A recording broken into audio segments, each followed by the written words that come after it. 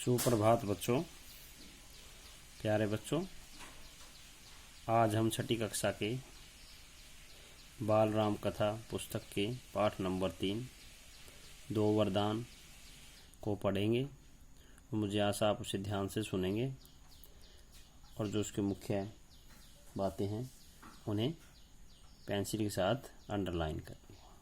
तो क्या है बच्चों? पाठ का नाम दो वरदान। तो अब हम शुरू करें, इसे ध्यान से सुनना और अपनी पुस्तक में ध्यान से देखना। राजा दशरथ के मन में अब एक ही इच्छा थी, अब एक ही इच्छा बची थी, राम का राज्याभिषेक, उन्हें युवराज का पद देना। अयोध्या लौटने के बाद से ही उन्होंने राम को राजकाज में शामिल करना शुरू कर दिया था। राम यह जिम्मेवारी अच्छी तरह निभा रहे थे। उनकी विनम्रता, विद्वता और पराक्रम का लोहा सभी मानते थे। प्रजा उनको चाहती थी। दशरथ के लिए तो वह प्राणों से प्यारे थे ही। दरबार में राम का सम्मान निरंतर बढ़ रहा था। राजा दशरथ वृद्ध हो चले थे। मुनि वशिष्ठ से विचार विमर्श के बाद एक दिन उन्होंने दरबार में कहा, मैंने लंबे समय तक राजकाज चलाया, जैसा बन पड़ा। अब मेरे अंग स्थिर हो गए हैं, मैं वृद्ध हो चला हूँ। मैं चाहता हूँ कि यह कार्यभार राम को सौंप दूँ। अगर आप सब सहमत हों तो राम को युवराज का पद दे दिया जाए। अगर आपकी राय इससे भिन्न है तो मैं उस पर विचार करने को तैयार हूँ। सभा ने तुमुल ध्वनि से राजा दशरथ के प्रस्ताव का स्वागत किया। राम की जय जयकार होने लगी। दशरथ थोड़ी देर तक सुनते रहे। संतोष के साथ उन्होंने कहा, शुभ काम में देरी नहीं होनी चाहिए। मेरी इच्छा है कि राम का राज्याभिषेक कल सुबह कर दिया जाए। यह समाचार पलक झपकते पूरे नगर में फैल गया। हर जगह बस यही चर्चा थी। राज्याभिषेक की तैयारियां शुरू हो गई। भरत और शत्रुघ्न उस समय अयोध्या में नहीं थे। वह अपने नाना केकयराज के यहाँ गए हुए थे। भरत जब भी अयोध्या लौटने की बात करते, नाना उन्हें रोक लेते। भरत को अयोध्या की घटनाओं की सूचना नहीं थी। उन्हें अपने पिता के निर्णय के संबंध में नहीं पता था। यह जानकारी भी नहीं थी कि अगले दिन राम का राज्याभिषेक होने वाला है। केकय से एक दिन में भरत और शत्रुघ्न का आना संभव नहीं था। राजा दशरथ के इस संबंध में राम से चर्चा की। कहा कि भरत यहाँ नहीं है, पर मैं चाहता हूँ कि राज्याभिषेक का कार्यक्रम न रोका जाए। उन्होंने राम से कहा, जनता ने तुम्हें अपना राजा चुना है। तुम राजधर्म का पालन करना, कुल की मर्यादा की रक्षा अब तुम्हारे हाथ में है। राज्याभिषेक की तैयारियां रानी केकई की दासी ने भी देखी। मंथरा ने शुरू में उसे यह इस चहल पहल का कारण समझ में नहीं आया। उसने इसे कोई अन्य अनुष्ठान समझा। इतनी रौनक, ऐसी सजावट, ऐसा कुछ उसके अन्य अनुष्ठानों में नहीं देखा था। उसे अचंभा हुआ। फिर उसने रानी कौशल्या की दासी से पूछा। उसे तब पता चला कि कल राम का राज्याभिषेक होने वाला है। यह उत्सव उसी के लिए है। मंथरा झल भुन गई। राम का राज्याभिषेक उसे षड्यंत्र लगा, केकई के विरुद्ध। वह केकई की दासी थी बचपन से। केकई का हित उसके लिए सर्वोपरि था। मंथरा उसे अपना हित मानती थी। वह केकई की मुँह लगी थी। रानी केकई भी उससे बहुत मानती थी। क्रोध से आग बबूला मंथरा रण्यवास की ओर भागी। सीधे केकई के कक्ष में वह हाँफ रही थी। क्रोध से चेहरा लाल था। भागने के कारण सांस उखड़ रही थी। उसने रानी केकई को सोते हुए देखा।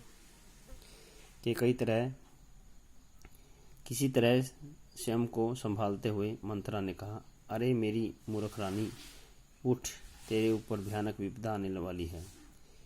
यह समय सोने का नहीं है। होश में आओ। विपत्ति का पहाड़ टूटे, इससे पहले जाग जाओ। रानी केकई नींद से चौंक कर उठी। उन्हें मंथरा की बात समझ में नहीं आई। बात क्या है? तुम इतना घबराई क्यों हो? सब कुशल तो है? उन्होंने पूछा।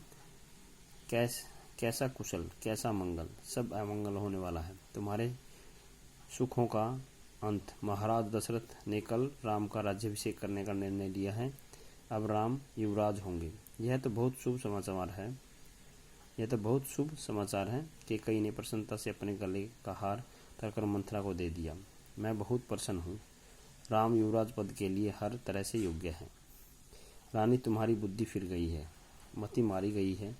सवाल राम की योग्यता का नहीं, राजा दशरथ के षड्यंत्र का है, तुम्हारे अधिकार छीनने का। मंथरा ने हार दूर फेंकते हुए कहा, यह षड्यंत्र नहीं तो और क्या है। कल सुबह राज्याभिषेक है। भरत को जानबूझकर ननिहाल भेज दिया गया।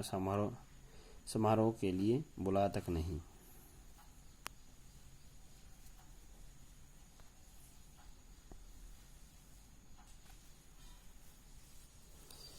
कैकेयी का स्वर उग्र हो गया। उन्होंने मंथरा को डांटते हुए कहा, राम के प्रति मेरा अगाध स्नेह है। वह मुझे माँ के समान मानते हैं। मुझे इससे षड्यंत्र दिखाई देता है। तुझे इसमें षड्यंत्र दिखाई देता है? इसमें षड्यंत्र नहीं। राम के बाद भरत ही राजा बनेंगे। राज सर्वदा ज्येष्ठ पुत्र को ही मिलता है। मंथरा पर इस फटकार का कोई प्रभाव नहीं हुआ।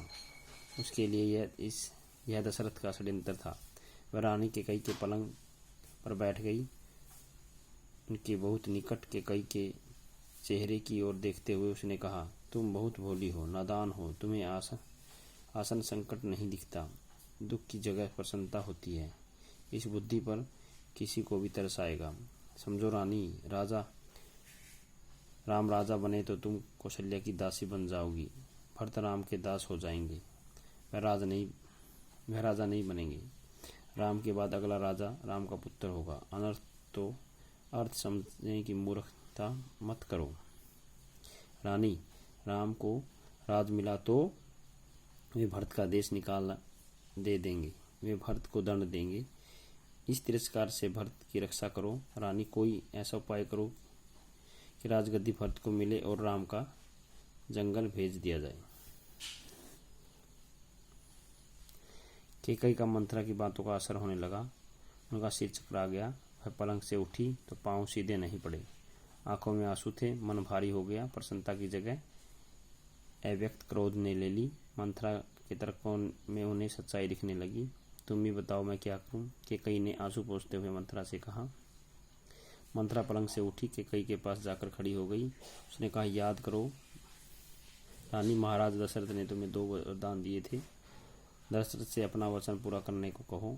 एक से भरत के लिए राजगद्दी मांग लो, दूसरे से राम को 14 वर्ष का वनवास।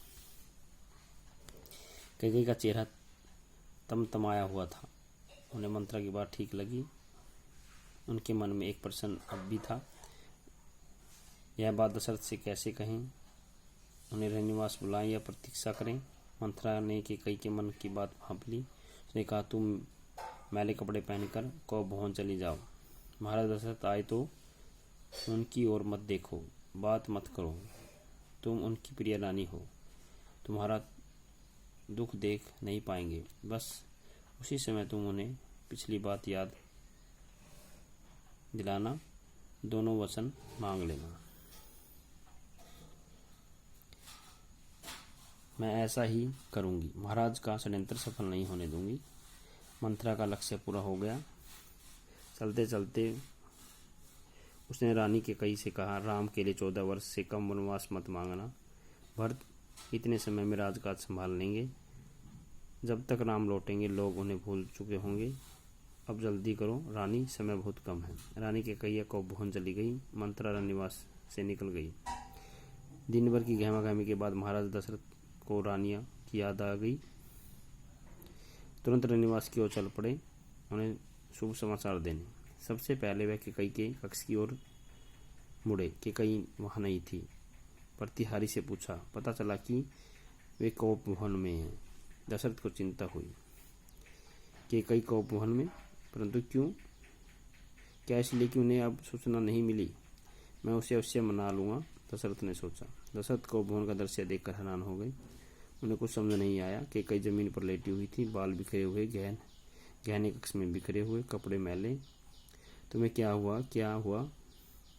तुम्हें मुझे बताओ। अस्वस्थ हो? राजवैद्य को बुलाऊं? दशरथ ने कई सवाल पूछे, कोई उत्तर नहीं मिला। केकई रोती रही, तुम मेरी सबसे प्रिय रानी हो, मैं तुम्हें प्रसन्न देखना चाहता हूँ। तुम्हारी खुशी के लिए मैं कुछ भी कर सकता हूँ, कुछ भी धरती आसमान एक कर सकता हूँ। दशरथ ने केकई को मनाने का बहुत प्रयास किया, उत्तर उन्हें फिर भी नहीं मिला। दशरथ की भी भूमि पर बैठ गए, विनती करते रहे, हाँ मैं बीमार हूँ। केकई ने कहा, मैं अपनी बीमारी के संबंध में आपको बताऊंगी, लेकिन पहले आप एक वचन दें, मैं जो मांगूं उसे पूरा करेंगे। राजा ने तत्काल हामी भर दी, कहा, मैं राम की सौगंध खाकर कहता हूँ, तुम्हारी हर इच्छा पूरी करूँगा। महाराज दशरथ ने राम की सौगंध ली और केकई उठकर बैठ गई। आप मुझे वे दोनों वरदान दीजिए जिसका संकल्प आपने वर्षों पहले रणभूमि में लिया था। महाराजा दशरथ ने हामी भर दी, कल सुबह राज्याभिषेक भरत का हो, राम का नहीं। केकई ने कहा। दशरथ भौचक रह गए, उन पर वज्रपात सा हुआ। थोड़ा रुककर केकई बोली, राम को 14 वर्ष का वनवास हो।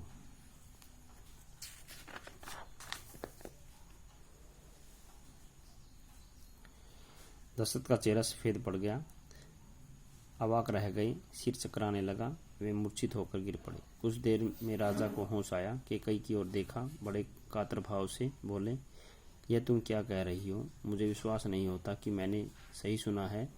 केकई अड़ी रही। दशरथ केकई की मांग को अस्वीकार करते रहे, अनर्थ बताते रहे। तब केकई ने अंतिम हथियार चलाया, अपने वचन से पीछे हटना रघुकुल का अनादर है। आप चाहे तो ऐसा कर सकते हैं, पर तब आप दुनिया को मुंह दिखाने योग्य नहीं रहेंगे। रही मेरी बात, आप वरदान नहीं देंगे तो मैं विष पीकर आत्महत्या कर लूंगी, यह कलंक आपके माथे होगा। राजा दशरथ का यह सुन नहीं सके, दोबारा बेहोश हो गए। रात भर बेसुध पड़े रहे।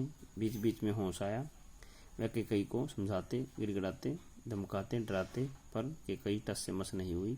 सारी रात इसी तरह बीत गई। तो प्यारे बच्चों, यह अध्याय यहीं पे ख़त्म होता है। तो अगला अध्याय हम अगली बार करेंगे।